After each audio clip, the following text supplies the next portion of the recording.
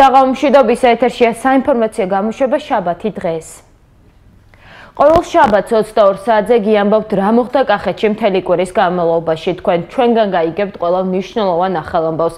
კვირის მთავარ მოვლენებს ტელეკომპანია გურჯაანის ჟურნალისტებთან ერთად ნინო სამნიაშვილი გაგაცნობთ. ეს კვირა მთელი საქართველოსთვის საზეიმო და სადღესასწაულო იყო. 28 მარტს საქართველოს მოსახლეობისთვის უვიზო რეჟიმი ამოქმედდა. ეს დღე ქვეყნის ისტორიაში ჩაიწერება. ამიერიდან საქართველოს მოქალაქეებს ევროპის ქვეყნებში დარჩენა 90 დღით შეეძლებათ. დასაქმებისთვის სწავლისა და უფრო დიდხანს ყოფნისთვის კი ვიზა კვლავ საჭირო იქნება. რა საბუთებია აუცილებელი ევროპაში მოგზაურობისთვის და როგორ აფასებენ უვიზო რეჟიმის ამოქმედებას სტუდენტები, პოლიტიკოსები, პედაგოგები და ფერმერები ჩვენი სიუჟეტიდან შეიტყობთ.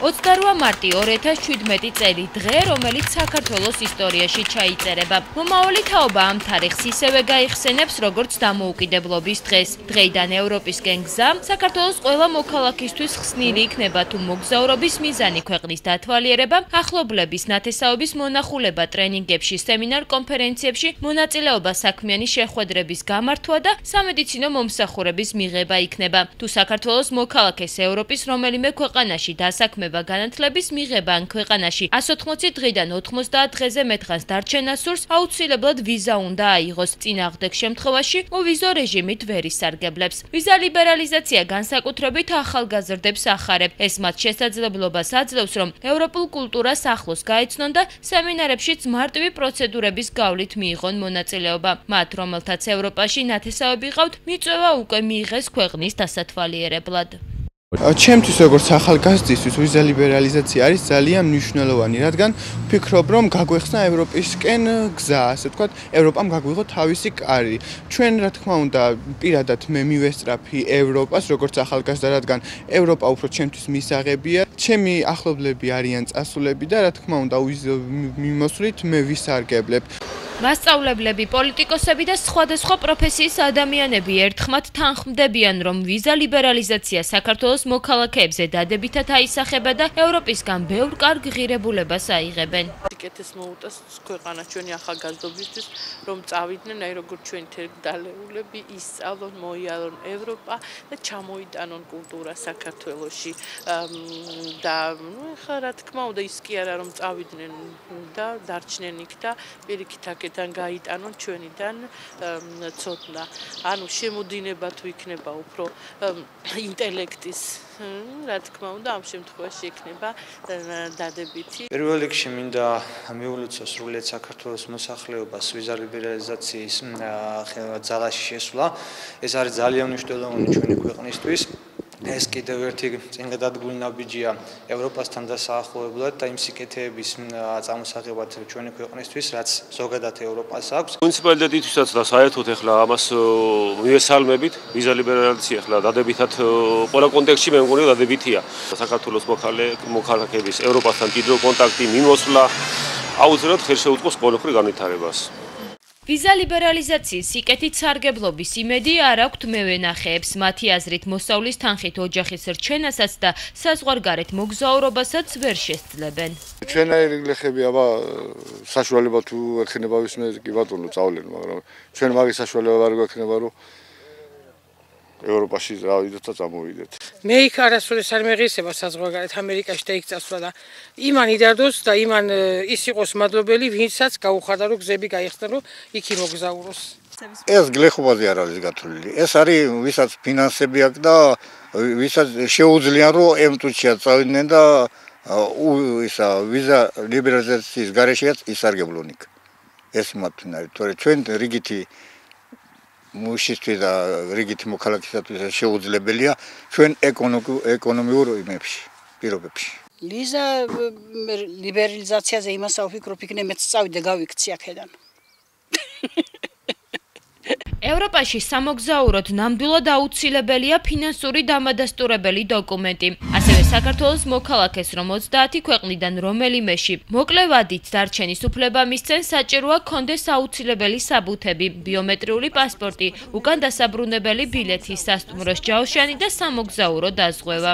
თუ მოქალაქე ევროპაში 90 დღეზე მეტხანს დარჩება, იგი ქვეყნიდან გაძევებული იქნება და აეგრძელება შენგენის ზონის ტერიტორიაზე შესვლა 5 წლამდე ვადით. აღსანიშნავია, რომ ევროკავშირში არ დაუშვებენ იმ პირს, რომელიც ნასამართლებია შენგენის წევრ ნებისმიერ ქვეყანაში სისხლის სამართლის ისეთი დანაშაულისთვის, რომელიც ითვალისწინებს თავისუფლების აღკვეთას 1 წელზე მეტი ვადით. დღეს მდგომარეობით შენგენის ქვეყნებში უვიზო მიმოსვლით სარგებლობა საქართველოს 1 მილიონამდე მოქალაქეს შეუძლია. სახელმწიფო სერვისების განვითარების სააგენტოს ინფორმაციით, საქართველოში მცხოვრები 3.720.400 მოქალაქიდან ბიომეტრიულ პასპორტს 995.453 მოქალაქე ფლობს. კრიმინოგენური მდგომარეობით კახეთში ეს კვირაც გამორჩეული იყო. ნაფარეულში ურთიერთშელაპარაკებისას 28 წლის მამაკაც თანასოფლელმა სანადირო თოფიდან ორჯერ ესროლა და შემთხვევის ადგილიდან მიიმალა. დაჭრილი საავადმყოფოში მიყვანამდე გარდაიცვალა. შინაგან საქმეთა სამინისტროს ინფორმაციით, განზრახ-მკვლელობის ბრალდებით 22 წლის მამაკაცი მომხდარიდან რამდენიმე საათში თელავის რაიონის სოფელ კონდოლში დააკავეს. დაკავებული ჩადენილ დანაშაულს აღიარებს. გამოძება განზრახ-მკვლელობის ფაქტზე მიმდინარეობს. ხუბი მოსულიათ და აი სამრეცხაოსთან მოხდა მკვლელობა. არაფერი გაგვიგია. რა ვიცი, ახალგაზრდები ყველა მოძრაობს, ყველა კარგები არიან და რა იყო მიზეზი ვერ გეტყვით. როგორც გავიგე, ურთიერთშელაპარაკება მოხდა, მაგრამ რაზე მოხდა არ ვიცი. გავიგე რომ ესროლა და მოკვდა რა, სხვა არაფერი არ ვიცი. ამობენ რომ გულშიო და თავშიო და რა ვიცი. ბაკურციხე გურჯაანის სახიფათო ცენტრალური გზა კიდევ ერთი ავტოსაგზაო შემთხვევა სავტვირთო მანქანა 4 წლის ბავშვს დაეჯახა. ეს პირველი შემთხვევა არ არის, როდესაც ამ მაგისტრალზე ავარიების შედეგად მოქალაქეები, მათ შორის მცირეწლოვნები იღუპებიან. ცენტრალური მაგისტრალის განტვირთის მიზნით უკვე რამდენიმე წელია, რაც ბაკურციხე წნორის ალტერნატიული გზის მშენებლობა იგეგმება, თუმცა უშედეგოდ. რატომ არის სახიფათო ბაკურციხე გურჯაანის ცენტრალური გზა და ვინ არის პასუხისმგებელი, რომ ალტერნატიული გზის მშენებლობა დაჩქარდეს? გიორგი ბაღანაშვილი განაგრძობს თემას. სოფელ გურჯაანის ცენტრალურ მაგისტრალზე ეს სატვირთო ავტომობილი 4 წლის ბავშვს დაეჯახა, რომლის შედეგადაც მცირეწლოვანმა გონება ადგილზევე დაკარგა და მრავლობით დაზიანებებით გურჯაანის ჯეოსპიტალში გადაიყვანეს. მედიკოსების ინფორმაციით მისი მდგომარეობა დამძიმდა, ამიტომ იგი თბილისის საავადმყოფოში მოათავსეს. აგერ გამარჯვება ბავშვს დაარტყა და ეგ არის, რა ვიცი, აბა სხვა არაფერი არ. რა მდგომარეობაშია ბავშვი? ჯერჯერობით სულაც არისო. სწრაფად მოდიოდა აკა? არა. დაახლოებით 40 კილომეტრის ისაა. აბა როგორ მოხდა, როგორ დაარტყა? გადმოდაო რა, ბავშვი იქიდან გამოქცევიან, მშობლებს გამოქცევიან და გადმოდიოდაო აქეთკენ და ესეც იქიდან მომოვლებულა და ეგეთი იმეცის. გურჯაანი ბაკურციხის ცენტრალურ მაგისტრალზე ეს პირველი ავტოსაგზაო შემთხვევა არ არის. ამ მონაკვეთზე ავარიის შედეგად არაერთი ადამიანი და მცირეწლოვანი დაღუპულა. გზის პირას მაცხოვრებლების ინფორმაციით, მძღოლები სახიფათო მოსახვევებში გადაჭარბებული სიჩქარით მოძრაობენ და ავარიებიც სწორედ ამიტომ ხდება. ისედაც ვიწრო გზაზე სატვირთო მანქანების მოძრაობა პრობლემას კიდევ უფრო ართულებს. რესპონდენტები შემოვლითი გზის დროულად გაკეთებას ითხოვენ. უკვე რამდენიმე წელია მათ პირდებიან, რომ ამ გზას ალტერნატიული ჩაანაცვლებდა, თუმცა უშედეგოდ. პავაროტი ვარი, იქ ხდება ძალიან ხშირად ავარიები. ძალიან ცუდი, აი ეს კი ან საქონელო გადაყავს დილით მიყვას არა?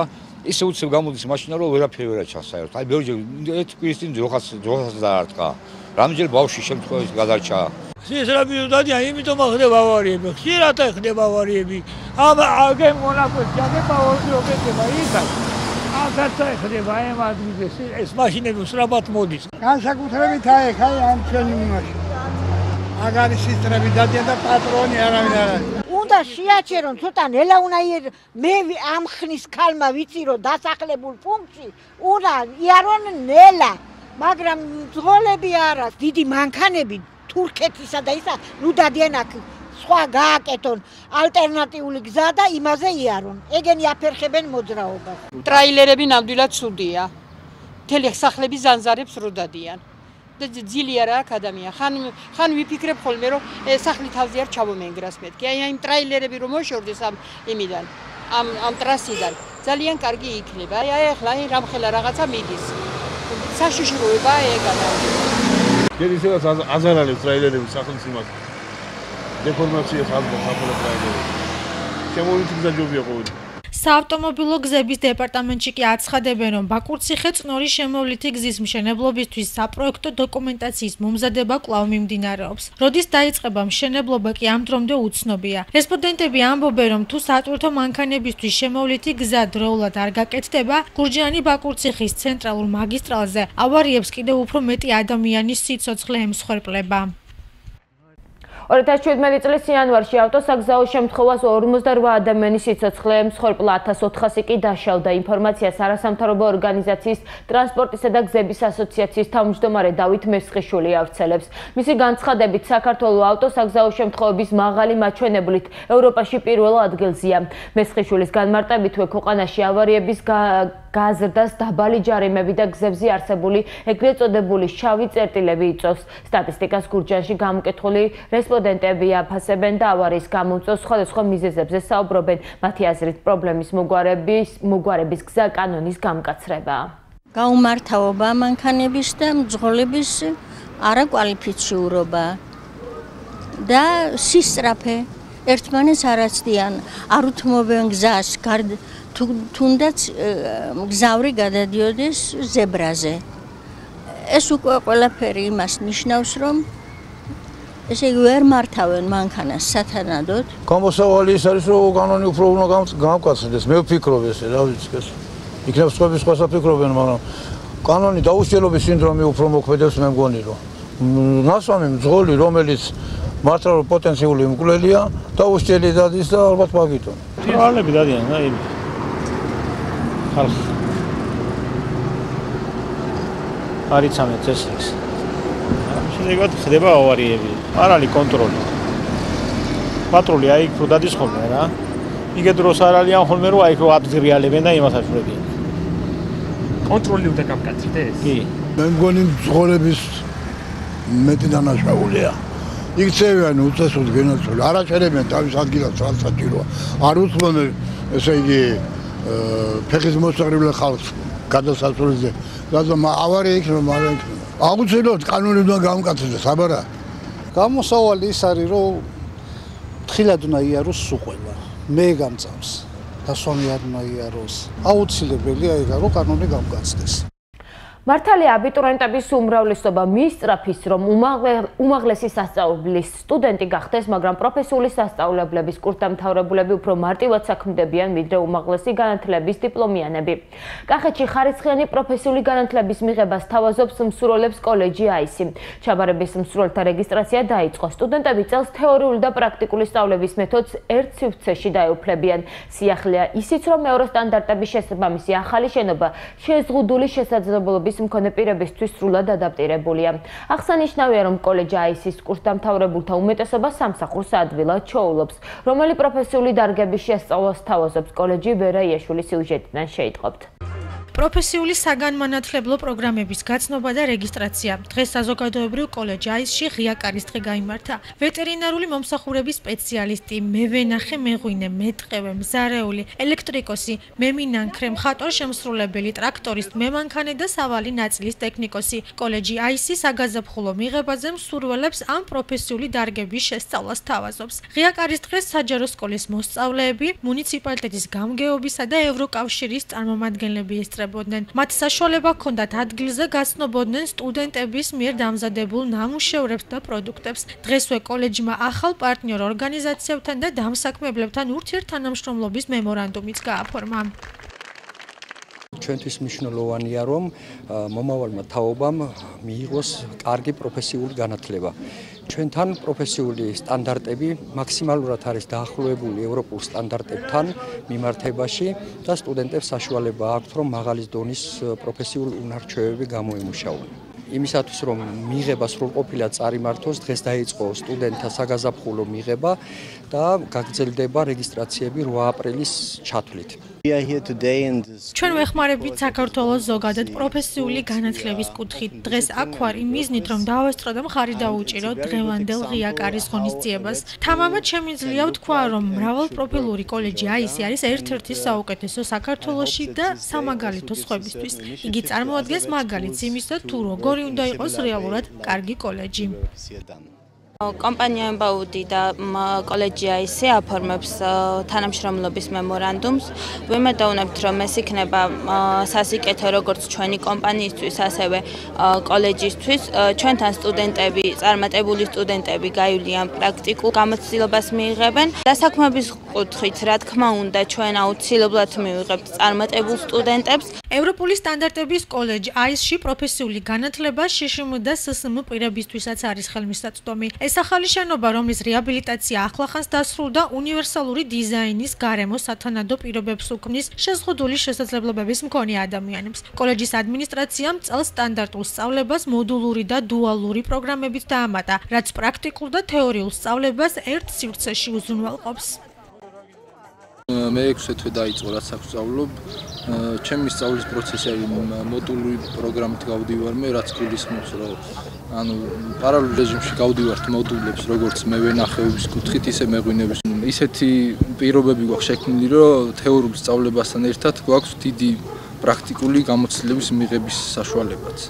და რაც ზოგადად ძალიან კარგია პროფესიული სწავლის კუთხით და ჩემ მაგალითზე რო გითხრათ, მაქვს რამოდენიმე ჰექტარი ვენახი და სამომავლოდ გეგმავ რომ ავაშენო მარანი. სწავლობთ მის სტილისტის პროფესიას, ყველანაირი პირობები არის შექმნილი, რომ ჩამოყალიბდე პროფესიონალად, საერთო საცხოვრებელი შეგიძლია ისარგებლოამით. პრაქტიკები თუ გაქვთ? კი, ანუ მოდულური სწავლება და ერთდროულად პრაქტიკულსაც გავდივართ და თეორიულსაც. მრავალ პროფილურმა კოლეჯმა AIS-მა გასულ წელს ავტორიზაცია წარმატებით გაიარა. აქ ასაკი შეუზღუდავად სახელმწიფო დაფინანსებით სტუდენტები 49 საგანმანათლებლო პროგრამას კვალიფიციური ლექტორების დახმარებით ეუფლებიან. ახალი აბიტურიენტების მისაღებად რეგისტრაცია კოლეჯში დღეს 27 მარტს დაიწყო და 8 აპრილამდე გაგრძელდება. მსურველებს საშუალება აქვთ რეგისტრაცია გაიარონ ვებგვერდზე www.vet.mis.g ან დარეკონ ნომერზე 0790 110 120. წელს დელტა კახეთის მოსახლეობას პირდება, რომ სეტყვის საწინააღმდეგო სისტემა მოსავალს 90-95% დაიცავს. დღეიდან 1 აპრილიდან დელტა სრული მზადყოფნის რეჟიმზე გადადის.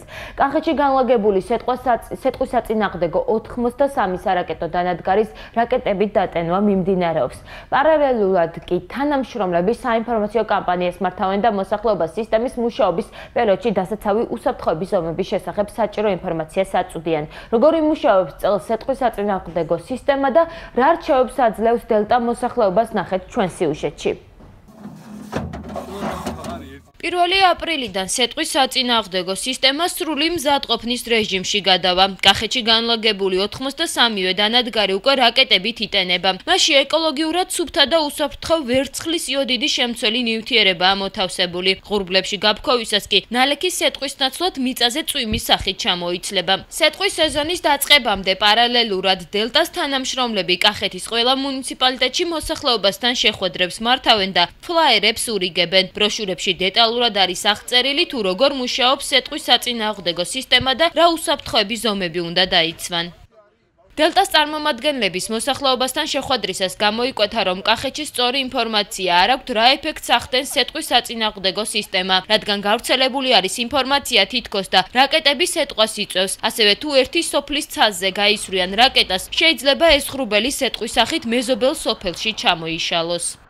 იყო მაგალითად ძალიან გამყარებული ესეთი სტერეოტიპული მიდგომა, თითქოს ჩვენ რო ვისვრით სეტყვა მოყავს. მეორე იყო მაგალითად, რომ ჩვენ მაგალითად შეგვიძლია ღრუბელი გავფანტოთ, ან ღრუბელი გავდენოთ ერთი ადგილიდან მეორეზე.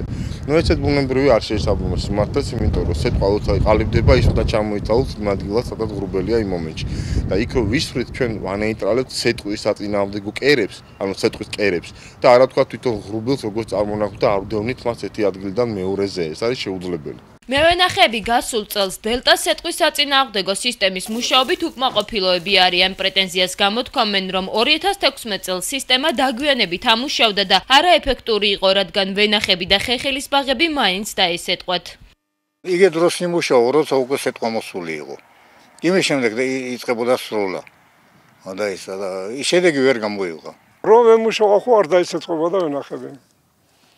იმედის თვალით უყურებთ, რომ წელს ალბათ გაუმჯობესდება მათი ტექნიკა და აღარ დავისეტყვებით. ძალიან კარგი იქნება თუ სეტყვა არ იქნება. რამდენიც მოიღრუბლება, იმდენი გვეშინია სიტყვა არ იყო.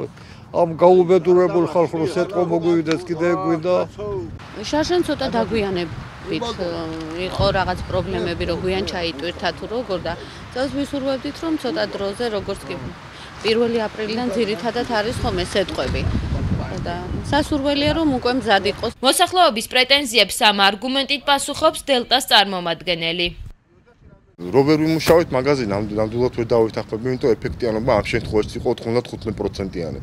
35 სიტყვაცაში პროცესიდან სრულად განაიტრალებული იყო, თუ არ ვწდები 33 დაახლოებით. თუ კი პროცესები ვითარდება, ამ პროცესებს 24 საათიან რეჟიმში ჩვენ ვაკვირდებით და თუ კი ჩვენ კომპეტენციაში და დაცვის ზონაში შემოვდის, არ ჩამოყალიბებული, ანუ იმ მომენტში ყალიბდება, ჩვენ ვახდენთ 100%-იან ძალისხმევას, მაქსიმალურ მობილიზებას იმისთვის, რომ მოვახდინოთ ამ სიტყვის ნეიტრალიზება. დელტა მოსახლეობას პირდება, რომ წელს 1 აპრილიდანვე 24 საათიან რეჟიმში დააკვირდებიან პროცესს და მობილიზებულები იქნებიან, რათა კახეთის სტიქიისგან 90-95% დაიცვან. მოსახლეობას კი აფრთხილებენ, რომ 1 აპრილის შემდეგ თუ ჰაერში ლიკვიდირებულ რაკეტის ფრაგმენტს შენიშნავენ, თავი შეაფარონ რაიმე შენობა სამ ფარდულს. თუ ჩამოვარდნილ რაკეტას შეამჩნევენ კი, აცნობონ სამაშველო სამსახურს ამ პოლიციას. ბაკურციხელმა სტუდენტმა 22 წლის ნინო წინწალაშვილმა მწყრის ფერმა გააშენა. მან პროექტ აწარმოეს საქართველოში, გაიმარჯვა და მიღებული 5000 ლარი გრანტით იდეა ბიზნესად აქცია. ახლა 300-მდე მწყერი ყავს. ნინო ექიმის პროფესიას ეუფლება იგივანე ჯავახიშვილის სახელობის თბილისის სახელმწიფო უნივერსიტეტის სტომატოლოგიის ფაკულტეტის მეხუთე კურსის სტუდენტია. რატომ დაინტერესდა 22 წლის სტუდენტი მწყრის ბიზნესით, რამდენად მომგებიანია და რა სამომავლო გეგმები აქვს? ნინო წინწალაშვილმა ტელეკომპანია გურჯაანთან ინტერვიუში ისაუბრა. საქმეც ის არის, რომ ანუ ექიმი რო ვარ პროფესიით, ჯერ სტუდენტი ვარ პრინციპში, მაგრამ გამიჩნდა სურვილი, იმიტომ რომ წავიკითხე მწყრის კვერცხის დადებითი თვისებების შესახებ. ერთ-ერთ წყაროში, შემდეგ ინტერნეტში მოვიძიე და უკვე მე რო ვიყოლია მწყერი რამოდენიმე ათეული მწყერი მყავდა უკვე სანამ დამაფინანსებდნენ. ძალიან ხშირად მიკავშირდებიან ხოლმე ძვლის დაავადების მქონე ადამიანები, თუმცა ანუ კალციუმის ნაკლებობა აქვს ძვალში. მსხრევად ბავშვებს ეძახიან თუ გაგიგიათ ესეთი არასამედიცინო ენით და ასევე არის ბავშვები, რომლებიც ლაპარაკს დროულად ვერ იწყებენ. ძალიან ბევრი დიაბეტით დაავადებულ ადამიანებს ეხმარება, რომ ქათმის კვერცხთან შედარებით არის ზომაში გაცილებით პატარა. მაგრამ დადებითი თვისებები აქვს 4-ჯერ მეტი. აწარმოეს საქართველოს დამაფინანსა 5000 ლარით, რის შედეგადაც ვიყიდე ინკუბატორი, წყლის საპუტი, კერხერი და რაღაც ისეთები, რაც აუცილებელი იყო გალიებისთვის მასალა ვიყიდე, მე სხვას შევაკვრევინე ეს გალიები და მოკლედ დამჭირდა რამოდენიმე თვე, თუმცა თანხა მეყო ამ პირველი მომენტისთვის. ის რა თანხაც მე დავხარჯე, იმით ვიყიდე საკვები.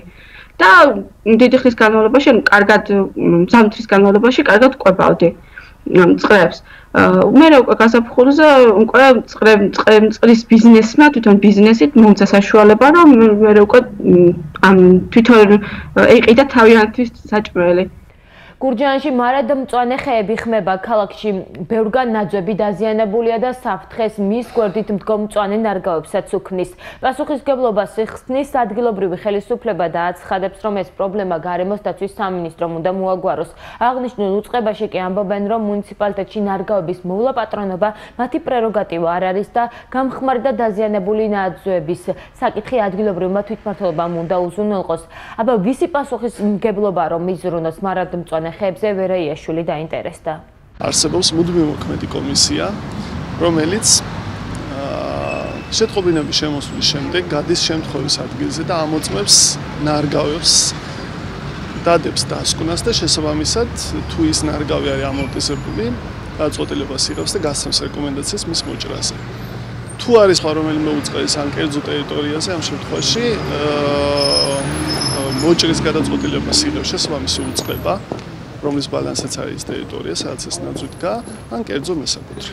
რომ არის უნდა მოიჭერას კაცო რა ფინალის გამხმარე რო არის.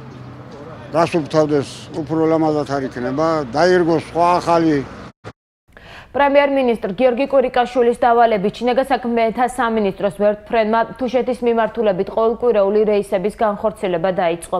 ვერტფრენმა პირველი მგზავრები 17 ადგილობრივი მოსახლე სოფელ ალვანიდან სოფელ ომალოში გადაიყვანა. მათთან ერთად შინაგან საქმეთა მინისტრის მოადგილემ დავით ვარდიაშვილმაც იმგზავრა. საავტომობილო გზის ამოქმედებამდე შინაგან საქმეთა სამინისტროს ვერტფრენი თუშეთში მაღალმთიან სოფელ ომალოში კვირაში ერთხელ იფრენს და მესაზღვრეებთან ერთად იქ მცხოვრებ ადამიანებს მოემსახურება. ომალო თუშეთში ზღვის დონიდან 1880 მეტრზე მდებარეობს. რთული გეოგრაფიული პირობებისა და უგზოობის გამო სოფელი ნახევარი წლის განმავლობაში დანარჩენი საქართველოსგან მოწყვეტილია. გურჯაანის მუნიციპალიტეტი საქართველოში ერთადერთი რაიონია, სადაც საშვილოსნოს ყელის პაპ ტესტის აღება სოფლის ამბულატორიებშიცაა შესაძლებელი. სწორედ ამ თემაზე სასტუმრო რებში ოჯახის ექიმებისა და ექთნებისათვის კონფერენცია გაიმართა. შეხვედრაზე გაეროს მოსახლეობის ფონდის წარმომადგენელმა და ეროვნული სკრინინგ ცენტრის გინეკოლოგმა ოჯახის ექიმებს კიდევ ერთხელ განუმარტეს, თუ რამდენად მნიშვნელოვანია მათი ჩართულობა საშვილოსნოს ყელის სკრინინგ პროგრამაში და მოქალაქეების ინფორმირებაში მონაწილეობის მიღება. კონფერენცია სამედიცინო ცენტრ კახეთიონის ორგანიზებით ჩატარდა. ქალმა უნდა ჩაიტაროს საშვილოსნოს ყელის კიბოს სკრინინგი, კერძოდ პაპ ტესტი. ჩვენ ძალიან დიდ იმედებს ვამყარებთ აი ამ ოჯახის ექიმებზე, მათ დამხმარე ექთნებზე, რომლებსაც აქვთ აი უშუალო კონტაქტი მოსახლეობასთან. ეს მნიშვნელოვანია იმისთვის, რომ ზოგადად იკლოს ყელის კიბოს ავადობის მაჩვენებელმა როგორც რეგიონში, აგრეთვე მთელ საქართველოში და ასე ვთქვათ, ყავდეს ჯანმრთელი მოსახლეობა. ჩვენ დღევანდელი შეხვედრა შედგა იმის გამო, რომ რათა ერთხელ კიდევ სკრინინგ პროგრამასთან დაკავშირებით გავამახვილოთ ყურადღება და აქტიურად იყოს ჩართული როგორც ოჯახის ექიმი, ასევე ოჯახის მედდა, რათა მაქსიმალურად იქნას გამოკვლეული ყველა ქალი, ჩართული იყოს ამ სკრინინგ პროგრამაში და ავიცილოთ ეს ვერაგი დაავადება, რასაც ქვია საშვილოსნოს ყელის კიბო. ძალიან მნიშვნელოვანია, რომ ჩვენ ის მოსახლეობა, სამიზნე მოსახლეობა, რაც არის 25-დან 60 წლამდე ასახლის ქალბატონები, ის ჯანმრთელობის მდგომარეობაზე აისახება ეს რა თქმა უნდა, რომ დროულად იქნეს გამოვლენილი და დიაგნოსტირებული ის საშიში დაავადება, როგორც საშვილოსნოს ყელის სიმსივნე გახლავთ და მსგავსი კვლევები ძალიან უწყობს ხელს, რომ ადრეული დიაგნოსტირების შემთხვევაში გამოჯანმრთელების მაჩვენებელი ძალიან მაღალია. ალერგია 21 საუკუნის სენი გაზაფხულის დადგომასთან ერთად გურჯაანის სამედიცინო დაწესებულებებში ალერგოლოგთან მიმართვიანობა გაიზარდა. იგი სრულად არ ინკურნება, თუმცა მისი პროფილაქტიკა შესაძლებელია. რა სიმპტომებს უჩივიან ალერგიული ადამიანები და რას ურჩევენ პაციენტებსა და მშობლებს ექიმები, ეკათეთ რაძის სიუჟეტიდან შეიტყობთ. გაზაფხულის დადგომისთანავე ბუნება გამოცოცხლდა და მცენარეთა ყვავილობა დაიწყო, თუმცა ჩვენ შორის არიან ადამიანები, ვისაც ეს შეიძლება არც კი ახარებდეს. ასეთები ალერგიით დაავადებული პაციენტები არიან, განსაკუთრებით კი ისინი, ვისაც ეს დაავადება გაზაფხულობით უმწვავდება. ალერგია 21 საუკუნის ერთ-ერთი გავრცელებული სენია. ამ დაავადებით მსოფლიოში თითქმის ყოველი მესამე ადამიანი იტანჯება. ცემინება, ცხვირის დაცობა, ცრემლდენა, ცხვირის თვალების ქავილი, გამონაყარი, შეტევითი ხველა, ეს ალერგიის ძირითადი სიმპტომებია. ეს კი იმდენად შემაწუხებელია, რომ ადამიანის შრომის უნარიანობაც კი მნიშვნელოვნად მცირდება. საკმაოდ რთული დაავადება იმ მხრივ, რომ პაციენტი შრომის უნარო აუჭირს სამსახურში მუშაობა, იმიტომ რომ არის ჰიპოქსია, თუ ის არ მიეწოდება ნორმალურად ჯანმრთელი, არის ჩამონადენი ცხვირიდან და მუდმივად გრიპის მდგომარეობაშია და დისკომფორტს უქმნის ადამიანს თავისთავად და უმრავლესობა პაციენტების არ მომართავენ ექიმს და არ იტარებენ სათანადო მკურნალობას. სეზონური ალერგიები მცენარეთა ყვავილობას უკავშირდება. თებერვლიდან იწყება და ოქტომბრის ბოლომდე გრძელდება, თუმცა ყველაზე აქტიური მარტისა და აპრილის თვეებია. კახეთიონის ექიმი ალერგოლოგი ამბობს, რომ პაციენტთა მიმართვიანობა გაიზარდა. ალერგოლოგის განმარტებით დაავადებას ძირითადად ქრონიკული მიმდინარეობა ახასიათებს და არ იკურნება, თუმცა მისი მართვა და პროფილაქტიკა შესაძლებელია. მაია ხიმშიაშვილის რჩევით ასეთმა პაციენტებმა პრეპარატების მიღება ალერგიის გამომწვევი მცენარის ყვავილობამდე 2 კვირით ადრე უნდა დაიწყოთ. სიმპტომების გამოვლენის შემთხვევაში კი ექიმს დროულად მიმართონ. აუცილებელია და ყველას ვაფრთხილებ, ვისაც აღნიშნული სიმპტომები აწუხებთ, თუნდაც რინიტის სახით, ასთმის სახით, გამონაყრის სახით, მომართონ ალერგოლოგ სპეციალისტს, თავისთავად ან ოჯახის ექიმს, დადგინდეს დიაგნოზი და დროულად მიეხედოს. ყველას ვაფრთხილებ იმის გამო, რომ თუ დროულად დაიწყებს მკურნალობას, სანამ სეზონი დადგება, სანამ გამწვავდება მისი დაავადება, თუ მიაშველებს სამკურნალო საშუალებებს, ის დაავადება ან არ გამოვლინდება, ან გამოვლინდება მსუბუქი ფორმით და შედარებით ადვილად გადაიტანს იმ სეზონს. სეზონური ალერგიები გვხვდება ბავშვებშიც. პედიატრის განმარტებით ალერგიული განწყობის მოზარდების მეოთხედს ალერგიული რინიტები და ბრონქიტები აწუხებს, რაც ასთმის განვითარების საშიშროებას ზრდის. ნაირა სეხნიაშვილი მშობლებს რჩევებს აძლევს. ყველა დედას მოვუწოდებ. თუ ბავშვს აქვს გახანგრძლივებული სურდო, გახანგრძლივებული ცხვირის სუნთქვის გაძნელება და თulis დედა რომ ეს უკვე აღარ ჩდება ვირუსული, მწვავე ვირუსული ინფექციის პერიოდებში, აუცილებლად უნდა მიმართოს ექიმს, რათა მოხდეს დადგენა ადგილი ხო არა აქვს ალერგიულ ფონს, ალერგიული რინიტს და შესაბამისად მკურნალობაც და შემდგომი მართვაც აბსოლუტურად განსხვავებულია ვიდრე ვირუსული სურდოები, გინდაც გახანგრძლივებული რინიტები, ინფექციური რინიტები. ექიმები პაციენტებს მათ მიერ გაცემული რეკომენდაციების გათვალისწინებას ურჩევენ. ასეთ შემთხვევაში მათთვის გაზაფხული შედარებით იოლად ჩაივლის. საქართველოში შესაძლოა პოლიეთილენის პარკების გამოყენება აიგრძელოს. ინიციატივით გარემოს დაცვის სამინისტრო გამოდის. კანონპროექტის დამტკიცების შემთხვევაში პირველ ეტაპზე პარკების მოხმარება შეიზღუდება, შემდეგ კი აიგრძელება. სამომავლოდ რეგულაცია პლასტმასის ბოთლებსაც შეეხება და მოსახლეობას მისი ჩაბარების შესაძლებლობა ექნება.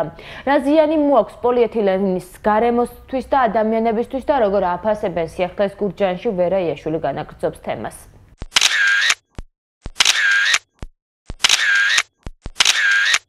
ეს პოლიეთილენის პარკები შესაძლოა რამდენიმე წლის წინ გადაყარეს, თუმცა ჯერ კიდევ დაუშლელია და მის განადგურებას კიდევ ასეული წლები დასჭირდება. სწორედ იმის გამო, რომ პოლიეთილენი მნიშვნელოვან ზიანს აყენებს გარემოს, რთულად იშლება და ბუნებაში ასეულობით წლის მანძილზე რჩება, გარემოს დაცვის სამინისტრო მისი მოხმარების შეზღუდის ინიციატივით გამოდის. გურჯაანში გამოკითხული მოსახლეობის უმრავლესობამ კარგად იცის თუ რა ზიანი შეიძლება მოუტანოს პოლიეთილენის პარკების გამოყენებამ როგორც ბუნებას, ასევე ადამიანებს. მაგრამ ამბობენ, რომ სხვა ალტერნატივა არ აქვთ. გამოსავალს კი პოლიეთილენის პარკის ქაღალდით ჩანაცვლებაში ხედავენ. საერთოდ ჩემი აზრი ესეთია, რომ პოლიეთილენის პარკები საერთოდ არ უნდა იყოს. მაგრამ იცით რა, ცოტა ძნელი მოსაგვარებელია, იმდენად რა ჩართულობა, ბიზნესი, ვიღაცა იმ პოლიეთილენის პარკებს აწარმოებს. ხო, წინააღმდეგობები და ასე შემდეგ, მაგრამ დროთა განმავლობაში ეს რამდენ ხანს გაწელავს, არ ვიცი, მაგრამ დროთა განმავლობაში უნდა ამოვარდეს პოლიეთილენი, ხმარებდნენ და კარგი იქნება თუ ეს შეცვლიდა, რა თქმა უნდა, ქაღალდით. ეს უნდა ჩანაცვლდეს ქაღალდის პარკებით. აი რა შედეგი შეიძლება მოუტანოს გარემოს პოლიეთილენის პარკმა ან ადამიანებს? ვიცი რა მიწაში ძალიან გვიანი იხსნება, არც იხსნება და საშიშია. ეხლა დროში შვილო ყველა მოიხმართ და მეც მოიხმართ. პირველია, მაგრამ ვიცი რომ არ ვარ კაცი. ქაღალდი ჯობია, იჩება ახალგაზრდობაში, ქაღალდის პარკები იყო და ის ჯობია. კარგი იქნება რომ მოიყო მოხმარებიდან კი. და რა შეიძლება ჩანაცვლოს? ქაღალდის პარკებით. პოლიეთილენის პროდუქტის უარყოფით თვისებებსა და მის მავნე ზემოქმედებაზე საუბრობს გურჯაანის საზოგადოებრივი ჯანდაცვის ექიმი პროფილაქტიკოსი ეკა ბურდიაშვილი. პოლიეთილენი მიეკუთვნება ბიოარადეგრადირებად მასალას და თავისი ქიმიური შედგენილობის გამო იგი განსაკუთრებით ხანგრძლივად რჩება გარემოში, გარდა ნიადაგისა შესაძლოა გავრცელდეს წყალში და ჰაერში. დაწვის შემთხვევაში პოლიეთილენის დაწვის შემთხვევაში გამოიყოფა დიდი რაოდენობით ტოქსინები და მავნე ნივთიერებები, რომლებმაც შესაძლოა იქონიოს როგორც მყისიერი, ასე შორეული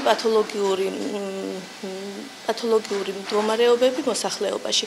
ამაში იგულისხმება ის, რომ შესაძლოა წინ წამოვიდეს სხვადასხვა სიმსივნური პროცესები, ალერგიები, კუჭნაწლავის დაავადებები და სტატისტიკური მონაცემებით წელიწადში საქართველოში ერთი მოსახლე საშუალოდ 525 ერთჯერად პოლიეთილენის პარკს მოიხმარს. მაშინ, როცა ევროკავშირში ეს მაჩვენებელი 200 პარკია ერთ ადამიანზე. პოლიეთილენის პარკის დაშლას 200-დან 1000 წელი, ხოლო პლასტმასის ბოთლს 450 წელი სჭირდება. პროექტი, რომელიც ერთჯერადი პარკების მოხმარების ჯერ შეზღუდვას და შემდეგ აკრძალვას ითვალისწინებს, გარემოსა და ბუნებრივი რესურსების დაცვის სამინისტროს განსახილველად უკვე მზად აქვს. დასავლეთის ქვეყნებში პოლიეთილენის პარკების ჩანაცვლება ხდება ბიოდეგრადირებადი პარკებით, სხვა მასალებით, ქაღალდის პარკებით და ასე შემდეგ და გატარებული არის შესაბამისი ღონისძიებები და შესაბამისად მაღალი შედეგები აქვს მიღებული ამ მიმართულებით. საბოლოო მიზანი ის არის, რომ თლიანად საბოლოო მიზანი არის ის, რომ ეტაპობრივად განხორციელდეს ღონისძიებები და პლასტიკის პარკები ამოღებული იქნეს მოხმარებიდან, გამოყენებიდან და ჩაანაცვლოს ბიოდეგრადირებადმა. ახალი კანონპროექტი პირველ ეტაპზე პოლიეთილენის შესაძლო აკრძალვას შეეხება, თუმცა სამომავლოდ რეგულაცია პლასტმასის ბოთლებზეც გავრცელდება და მოქალაქეებს მისი ჩაბარების შესაძლებლობა მიეცემათ. საბავშვო ბაგაბაღებში რეორგანიზაციის ვადამ 1 ოქტომბრამდე გადაიწია. ბაღების გაერთიანების მენეჯერის ინფორმაციით, ბაღებში მომუშავე პერსონალისთვის და მენეჯერისთვის საკვალიფიკაციო მოთხოვნები, პერსონალის ქცევისა და ეთიკის კოდექსი და შიდა და გარე მონიტორინგის შეფასების სისტემა 1 აპრილის ნაცვლად 1 ოქტომბრამდე დამტკიცდება. რაც შეეხება ბაღების ცალ-ცალკე აიპებად ჩამოყალიბებას, ამ ვადამ 2018 წლის 31 დეკემბრამდე გადაიწია. კვების სტანდარტის მიღებას, ტექნიკური რეგლამენტი, აღმზრდელ პედაგოგის სტანდარტი, სანიტარულ-ჰიგიენური სტანდარტი, ყველაფერი ამის მიღება გადაწეულია 1 ოქტომბრამდე.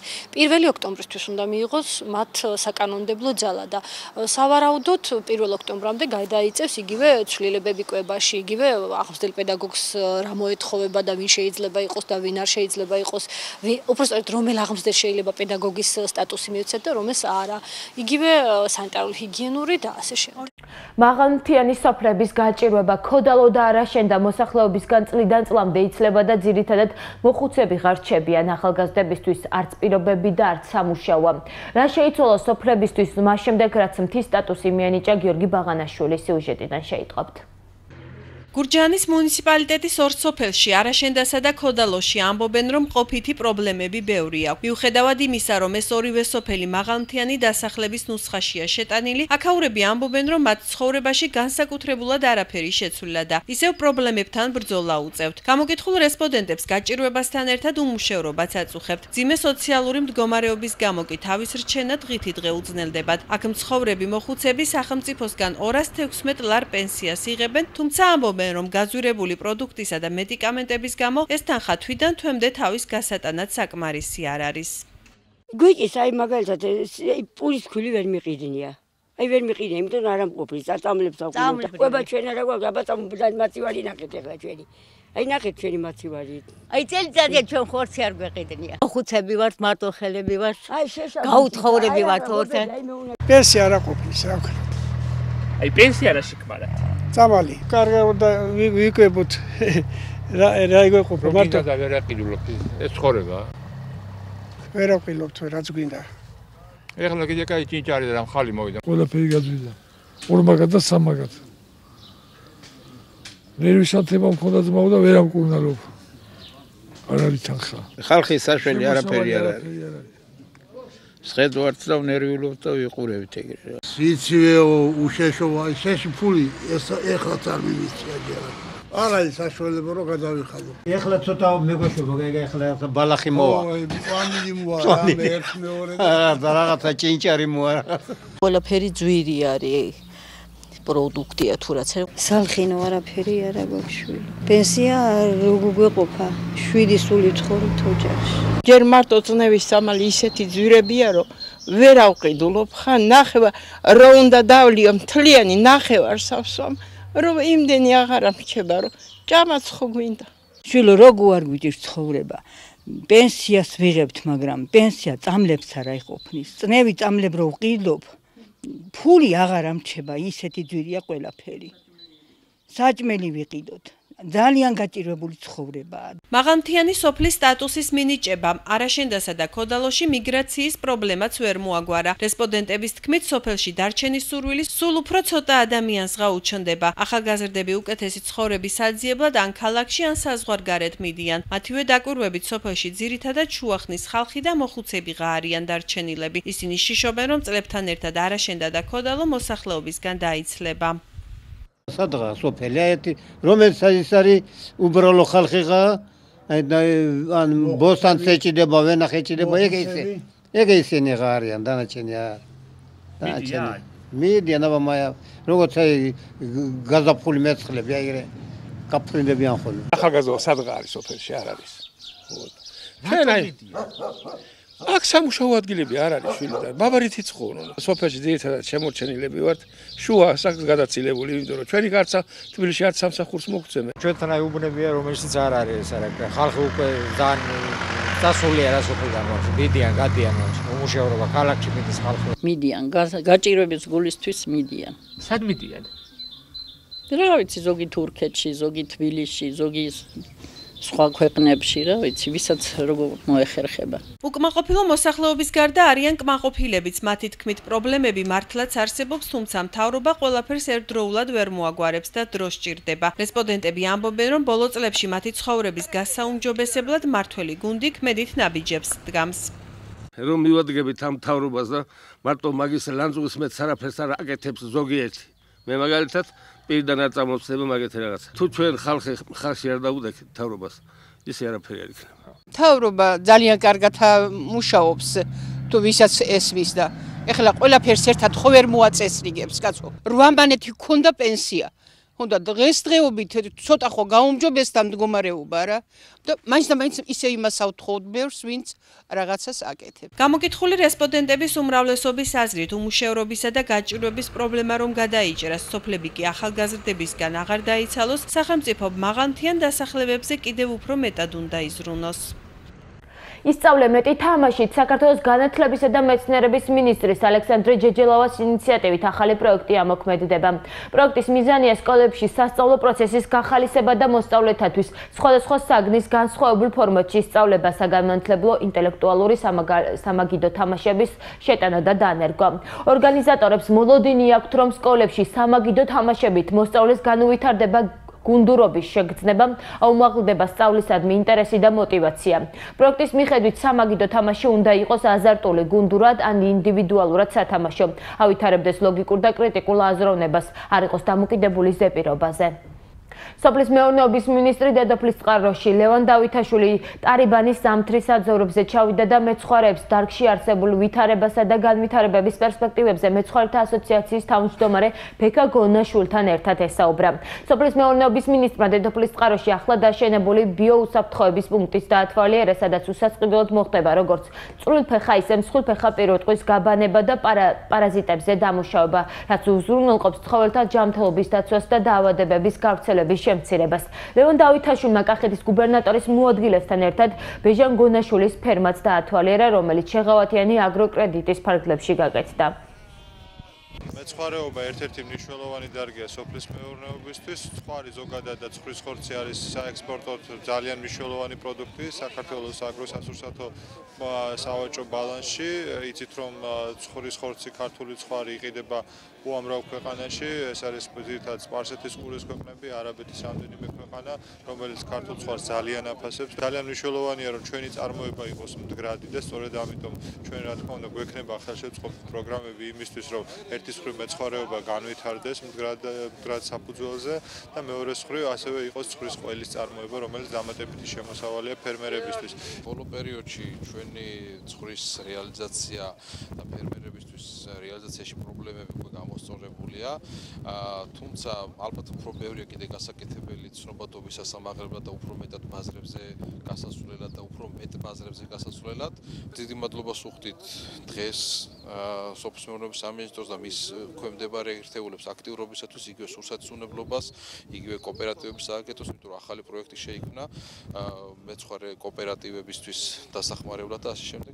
ტარიბანას ზამთრის საძოვრებზე დღეს სოფლის მეურნეობის მინისტრი ლევან დავითაშვილი ჩამოვიდა, მოისმინა მეცხვარეების პრობლემები და განვიხილეთ და რა ვიცი, მომავლისთვის იმედი გვაქვს, რომ რაღაც უკეთესობისკენ იქნება. მოусმინა მეცხვარეებს და გაეცნო ჩვენ პრობლემებს, რა პრობლემები საერთოდ მეცხვარეობაში არსებობს და რა ძიმე წარსული გვაქვს მეცხვარეობაში. ახლა ვგზნობთ ხარდაჭერას, თანადგომას.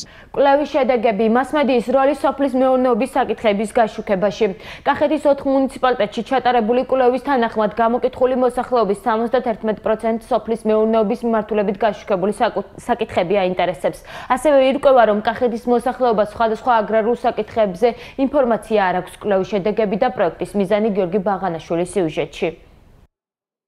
კახეთში გამოკითხული მოსახლეობის 71% სოფლის მეურნეობის მიმართულებით გაშუქებული საკითხები აინტერესებს. ეს იმ კვლევის შედეგია, რომელიც მოლი კახეთში მხარდაჭერით ჩატარდა და ადგილობრივმა მედია ორგანიზაციამ კახეთის ხმამ განახორციელა. მოსახლეობა კახეთის 4 მუნიციპალიტეტში თელავში, გურჯაანში, ლაგოდეხსა და ყვარელში გამოიკითხა. მისი მიზანი კი ადგილობრივი ფერმერების ინტერესების გამოკვლევა და მედიისათვის ამ ინფორმაციის მიწოდება იყო. კვლევის შედეგებით გამოიკვეთა, რომ კახეთში მცხოვრები მოსახლეობა არ არის ინფორმირებული სოფლის მეურნეობის დარგებზე, მიწების დამუშავების ვადებზე, ხეხილის მოვლასა და სხვა აგრარულ საკითხებზე. როგორც კვლევამ აჩვენა, სოფლის მეურნეობაზე ფერმერებს მცირე ინფორმაცია მიეწოდება. მედია ამ კუთხით მრავალფეროვანი არ არის და გააქტიურება სჭირდება.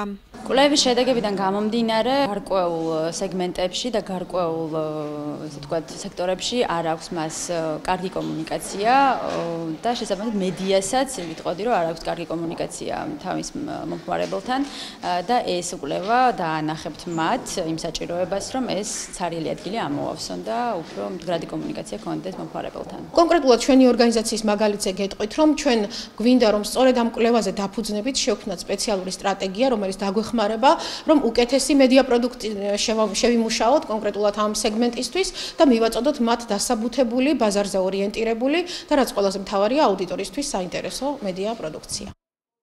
კვლევის შედეგების პრეზენტაციას, რომელსაც ლოპოტამ უმასპინძლა მედიის არასამთავრობო საჯარო და კვლევითი ორგანიზაციების, აგრეთვე საქართველოში სოფლის მეურნეობის სფეროს განვითარებით დაინტერესებული დონორი ორგანიზაციები ესწრებოდნენ. მათი განმარტებით მსგავსი მიმართულების კვლევები რეგიონის მასშტაბით ნოვაციაა და ხშირად უნდა ტარდებოდეს. რესპონდენტების თქმით, ეს აგროჟურნალისტიკის განვითარებას შეუწყობს ხელს. წარმოდგენილი პრეზენტაცია არის ძალიან მნიშვნელოვანი წინ გადადგმული ნაბიჯი აგროჟურნალისტიკის განვითარების თვალსაზრისით, იქიდან გამომდინარე, რომ დღეს ფერმერი მართლაც არის ინფორმაციულ ვაკუუმში, ყოველდღიურად სჭირდება პრაქტიკული ინფორმაციები, პრაქტიკული რჩევები და იმ დროს, როდესაც სახელმწიფო არ არის მოწოდების სიმაღლეზე და საინფორმაციო საკონსულტაციო სამსახურების თვალსაზრისით მართლაც ჩამორჩენა გვაქვს ქვეყანაში, არ წევენ იმ ექსტენსიას, დღეს მედიამ თავის თავზე უნდა აიღოს ეს როლი და ეს როლი უნდა ატაროს ბოლომდე. მსგავსი მიმართულების კვლევები პრაქტიკულად რეგიონის მასშტაბით ნოვაცია არ ჩატარებულა არასოდეს.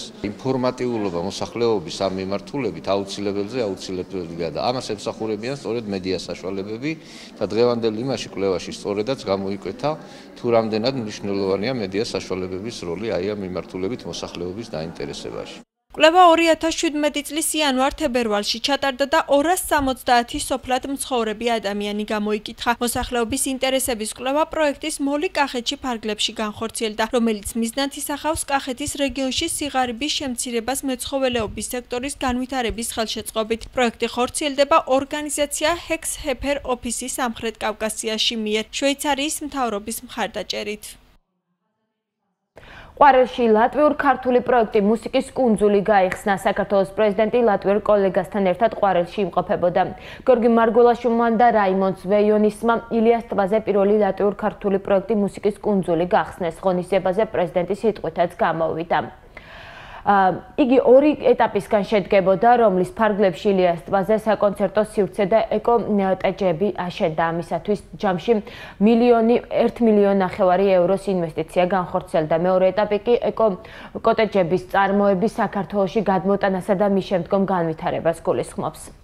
აქ დაწყებული პროექტი ერთობლივი ქართულ-ლატვიური პროექტი არის ბუნებრივი გაგრძელება იმ მეგობრობის იმ ერთიანი სულისკვეთების, რაც ჩვენ გაგვაჩნია. ჩვენი მუშაობაც ამაში მდგომარეობს, რომ როგორც პოლიტიკოსებმა შევქმნათ შესაძლებლობები ჩვენ საზოგადოებებს, ჩვენ ხალხს, ჩვენ ბიზნესს, რომ შექმნან ერთობლივი პროექტები, შექმნან თანამშრომლობის კუნძულები. სწორედ აქ განხორციელდება ის დიდებული იდეა, რომ აშენდეს წყალზე საკონცერტო დარბაზი და აქ ჩაერთვება ამ საქმიანობაში ერთობლივად ქართული და ლატვიური ბიზნესი. ეს შესანიშნავი პროექტი მუსიკალური კუნძულისა საკონცერტო დარბაზის არის ერთ-ერთი შესანიშნავი მტკიცებულება იმისა, თუ რაოდენ კარგად ვითარდება მეგობრობა ჩვენს ორ ქვეყანას შორის. გურჯაანის სპორტ კომპლექსმა ბერძნულ, რომაულ და თავისუფალ სტილში მოასპარეზა კადეტ სპორტსმენთა შორის საქართველოს პირველობას უმასპინძლა სპორტული ღონისძიება საქართველოს ჭიდაობის ეროვნული ფედერაციის ეგიდითა და გურჯაანის მუნიციპალიტეტის თვითმმართველობის მხარდაჭერით 2 დღეს მიმდინარეობდა.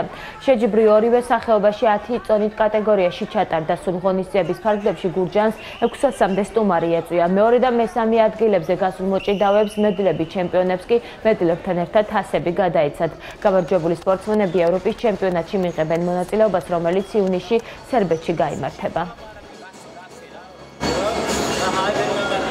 საქართველოს ჩემპიონატზე პირველად გამოვედი და კარგად ვიასპარეზე, პირველად იზრე გავედი. საკმაოდ ძლიერი მოწინააღმდეგეები იყვნენ, განსაკუთრებით ფინალში გამიჭირდა და ვაყოფილი ვარ ჩემი გამოსვლით. ეს ასაკობრივი ნაკრები არის ეხლახანს დამატებული და ძალიან კმაყოფილები ვართ როგორც ორგანიზებით, ასევე ტურნირით და ასევე ამ პატარა მოჭიდავეობით და წარმატებებს უსურვებთ მათ. ძალიან ბევრი ბავშვი მონაწილეობდა 600-მდე სტრუქტურის სტუმარი იყო ჩამოსული გურჯაანის რაიონში. ნამდვილად გამოცოცხლება იქნებოდა ადგილობრივი ბავშვებიც მონაწილეობასაც იღებდნენ, მაყურებელთა შორისაც იყვნენ და ეს კიდევ უფრო გაზრდის ინტერესს ბავშვებს შორის, რომ სპორტით დაინტერესდნენ. გურჯაანში ტარდება საქართველოს ჩემპიონატი პირველად ბერძნულ რომაულ და თავისუფალ ჭიდაობაში ძალიან მნიშვნელოვანი არის ეს რაიონისთვის. დაახლოებით 600-მდე მონაწილე არის, ვინც მონაწილეობს ამ ტურნირში და მინდა თითოეულ მათგანს წარმატება უსურვო. კურის მთავარი თემები მე ნინო სამნიაშვილმა გაგაცანი და გემშვიდობებით ორ შაბათამდე წარმატებულ კვირას გისურვებთ ნახვამდის.